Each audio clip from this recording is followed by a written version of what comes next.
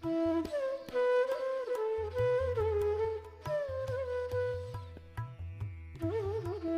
वक्त हम निकले हुए हैं अपनी 4 धाम की यात्रा में, जो कि है हमारी 12 दिन की।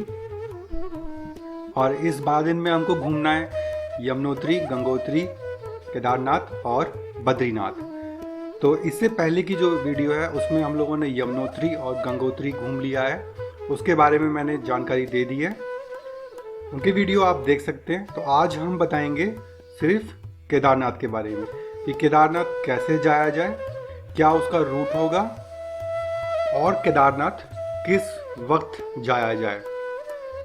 तो चलिए शुरू करते हैं। तो कल रात जो है हम लोग उत्तरकाशी रुके थे गंगोत्री से आने के बाद, और आज सुबह हम निकल गए हैं केदारनाथ के लिए।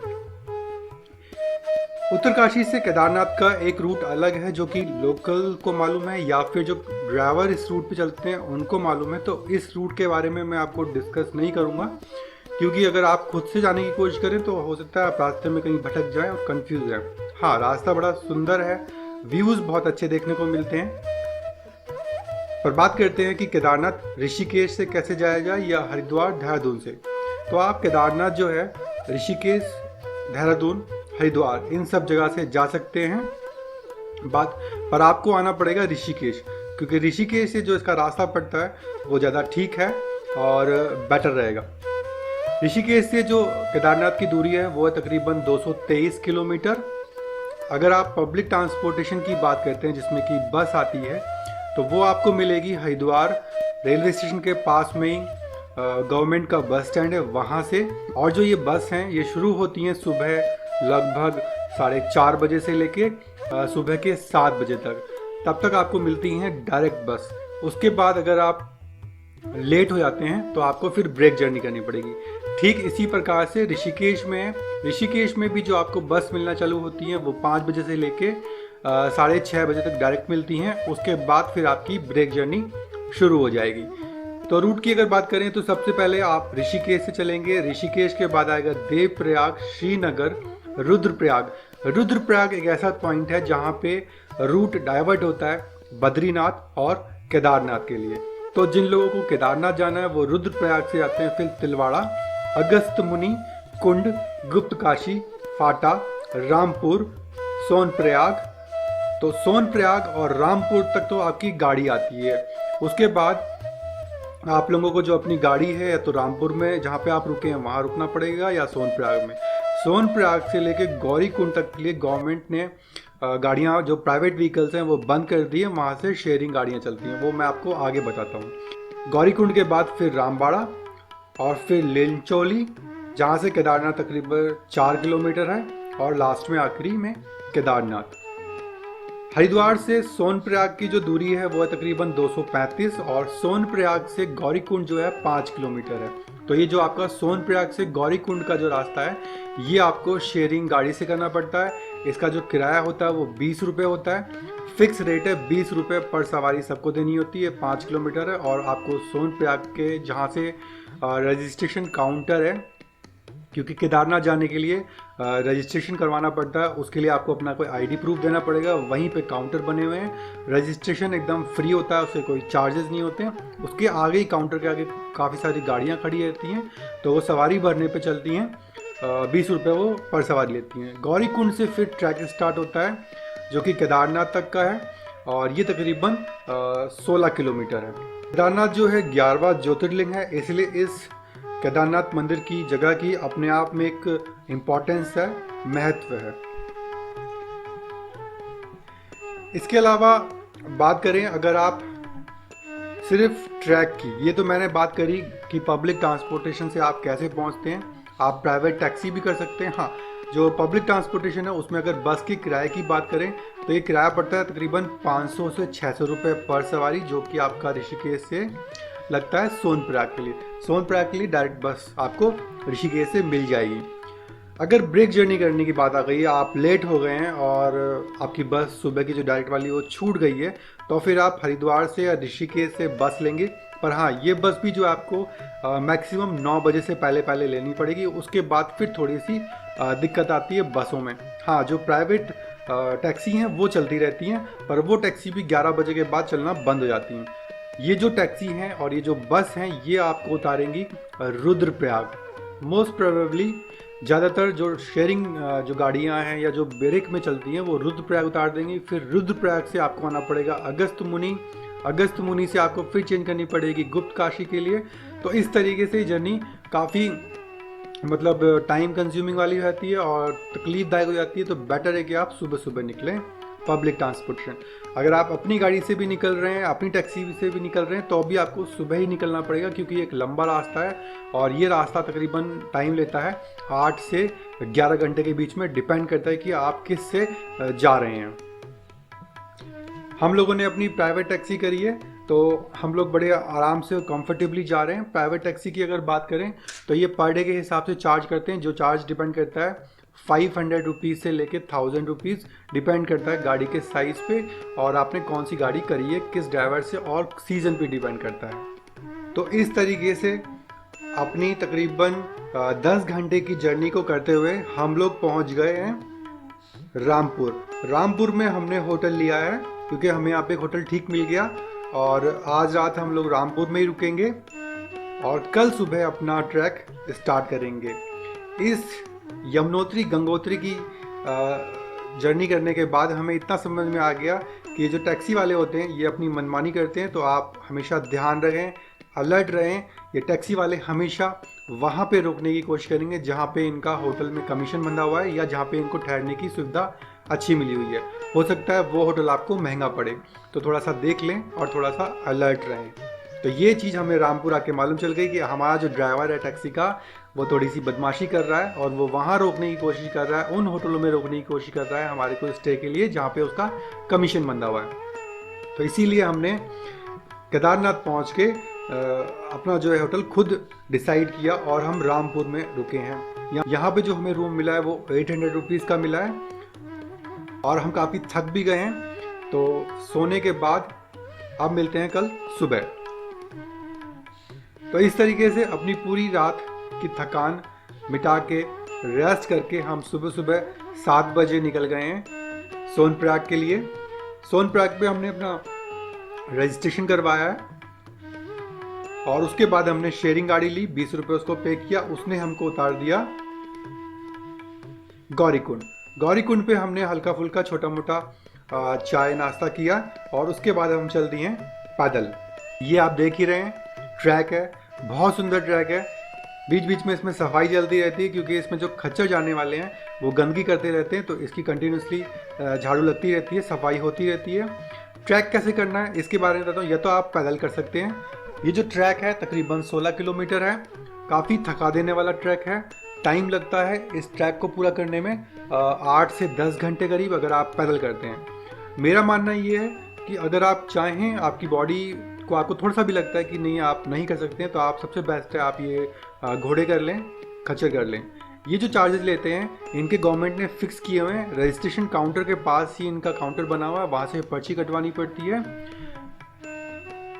तो आप वहाँ से भी पर्ची कटवा सकते हैं जब पीक सीजन हो। अगर सीजन डाउन हो और आपको लगता है कि आप बार्गेनिंग कर सकते हैं, रेट लगवा सकते हैं, तो आप उस काउंटर को क्रॉस कर लीजिए और आप आगे आके गौरीकुंड से घोड़ा कीजिए। वो आपको सस्ता पड़ेगा, 800 रुपये तक में वो राजी हो जाते हैं। अगर बात करें हेलीकॉप्टर की, तो हेलीकॉप्टर से जो चार्जेस हैं वो हैं 5,000 से 6,000 के बीच में और दोनों तरफ के, और ये नीचे से ही बुक होते हैं। और जो इनके अलग अलग कंपनियों के अलग अलग हेलीकॉप्टर हैं। और ये जो हेलीकॉप्टर के जो जहाँ से वो चलते हैं हेलीपैड हैं वो हैं फाटा से रामपुर के बीच में। तो डिपेंड करता है कि आप किस कंपनी से बात कर रहे हैं और क्या वो आपको रेट लगा रहा है। एजेंट लोग से अगर आप डील करते हैं तो वो आपसे थोड़ा सा ज़्यादा पैसे लेंगे क्योंकि उनका उसमें कमीशन बंधा होता है। तो आप थोड़ा सा जो वेबसाइट है उसमें जो करंट रेट चल रही है गवर्नमेंट की तरफ से डिसाइड की, उस रेट को देख लें। ज़्यादातर होता ही है कि जो पीक सीजन होता है उसमें आपको एक तरफ नीचे से ही टिकट बुक करवाना पड़ता है जो कि दोनों तरफ का होता है। पर जब सीज़न ऑफ हो जाता है, यानी कि विंटर्स का जो टाइम होता है, जब भीड़ कम होती है, तब वो होता है कि आप वन एक तरफ का भी ले सकते हैं, यानी कि आप आते वक्त पैदल आ गए और जाते वक्त आपने हेलीकॉप्टर कर लिया, तो उसमें चार्जेस हाफ लग जाते हैं।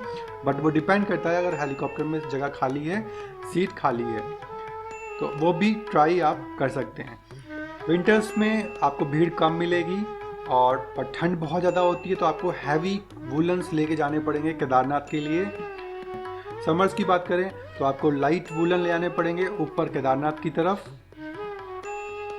अगर बात करें मानसून की, बारिश की सीजन की, तो आपको रेन कोट ले आना मस्ट है, कंपलसरी है। अपने साथ अपना फर्स्ट एड बॉक्स ले आना जरूर याद रखें, क्योंकि कभी भी कुछ हो सकता है, तो मेडिसिन जरूर रखें। हम लोगों ने भी अपने साथ काफ़ी सारी मेडिसिन रखी हैं, और ख़ास करके वॉलनी, क्योंकि जब ये ट्रैक आप लंबे लंबे करते हैं तो आपके जो पैर की जो नसें हैं वो फूल जाती हैं, दर्द होता है। तो एक आइडिया मैं आपको दूंगा कि आप रात को सोने से पहले पूरे पैर में उस वॉलनी की मसाज कर लें। नेक्स्ट डे आप देखेंगे कि आपके पैरों की सारी थकान मिट गई है और आप अगले ट्रैक के लिए रेडी हैं।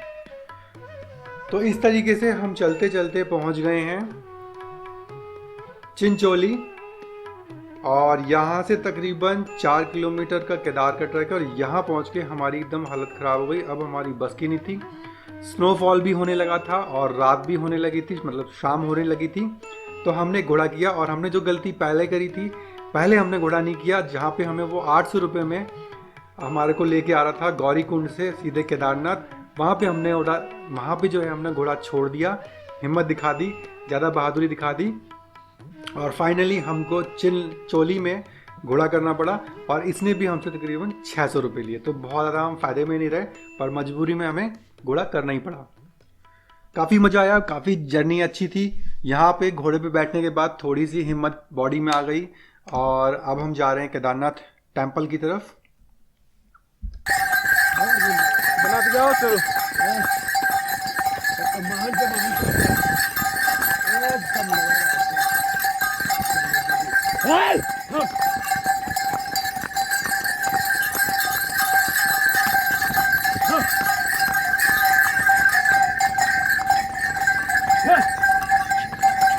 मैं इस वीडियो में वही चीज़ फिर से दोहराऊंगा कि अपने जीवन में 4 धाम की यात्रा हर इंसान को जरूर करनी चाहिए। सिर्फ धार्मिक पर्पज से नहीं, बहुत सुंदर जगह है, देखने लायक जगह है, और साल दर साल मैं कहूँगा इन जगहों की जो प्राकृतिक सुंदरता है वो धीरे धीरे ख़त्म होती आ रही है।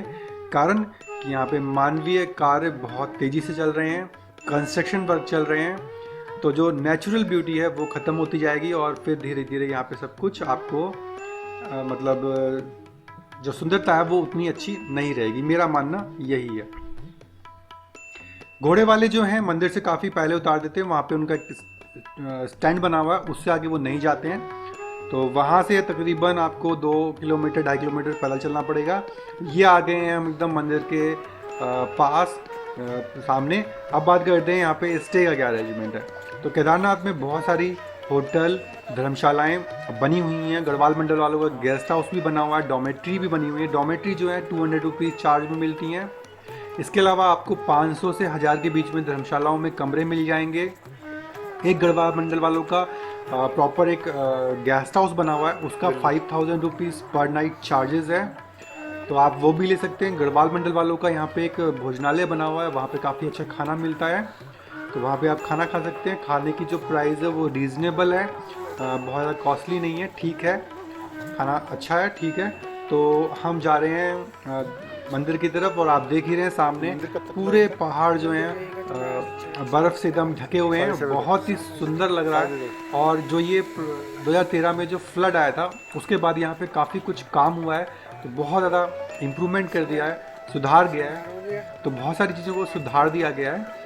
ये काफ़ी लंबा स्टेयर्स बनी हुई हैं जिसमें से कि पैदल ही जाना पड़ता है, और रास्ते में आपको बहुत सारे होटल वाले धर्मशाला वाले एजेंट पंडे पुजारी मिलते रहेंगे, जो आपको बताएंगे कि हम आपकी पूजा भी करवा देंगे और आपको धर्मशाला में रुकवा भी देंगे। तो आप उनसे भी रेट ले सकते हैं, बात कर सकते हैं। हालांकि हम तो सबसे पहले मंदिर जा रहे हैं दर्शन करने के लिए। विंटर्स में आए हैं तो बहुत भीड़ इतनी नहीं है। अगर आप समर्स में आते हैं तो समर्स में जो इसके यात्रा चालू होती है वो अप्रैल एंड या मई की स्टार्टिंग में होती है। और मई जून जो होता है वो पीक सीज़न होता है, तो आपको होटल मुश्किल से मिलते हैं, चार्जेस ज़्यादा होते हैं, हर चीज़ में भीड़ होती है। और फ़ायदा ये होता है कि जो मैदानी एरिया है वहाँ पे गर्मी होती है और यहाँ पे ठंडा होता है, तो एक अच्छा डेस्टिनेशन बन जाता है, हिल स्टेशन बन जाता है। बारिश में अगर बात करें मानसून सीज़न की, तो मानसून सीज़न में थोड़ी सी दिक्कत आती है लैंडस्लाइड की, और यात्रा जो है बीच बीच में रुक जाती है।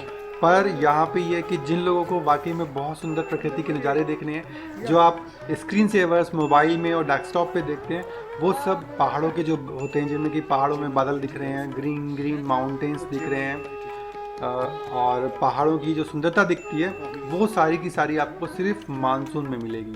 तो थोड़ा सा रिस्की रहता है, पर अगर आप इंजॉय करना चाहते हैं तो आप मानसून में भी आ सकते हैं।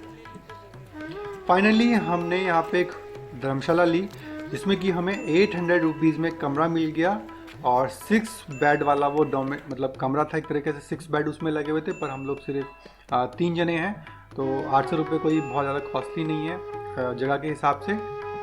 तो हमने वो कमरा बुक कर लिया। कमरा बुक करने के बाद हम जा रहे हैं वापस मंदिर की तरफ, और शाम की आरती का वक्त हो गया। शाम की जो आरती है यहाँ पे होती है 7 बजे, और जो सुबह की आरती होती है वो भी सुबह 6:30 बजे होती है। 8 बजे के बाद मंदिर के जो दरवाजे हैं वो बंद हो जाते हैं। ये देख ही रहे हैं आरती हो रही है। तो यहाँ पे सबसे जो मेन अट्रैक्शन है वो तो ये मंदिर ही है। मंदिर से थोड़ा सा आगे जाके तकरीबन 4 किलोमीटर के ट्रैक के ऊपर एक भैरवनाथ का मंदिर है। कहते हैं कि वो मंदिर में दर्शन करना भी बहुत ज़रूरी है, तभी केदारनाथ मंदिर के दर्शन पूरे हो पाते हैं। पर वो हम जाएंगे कल सुबह। अब हुई काफ़ी ठंड और हम लोग बहुत थक भी गए हैं, तो अब हम सीधे अपने जाएंगे धर्मशाला में, और वहाँ पे करेंगे अपना डिनर और उसके बाद रेस्ट।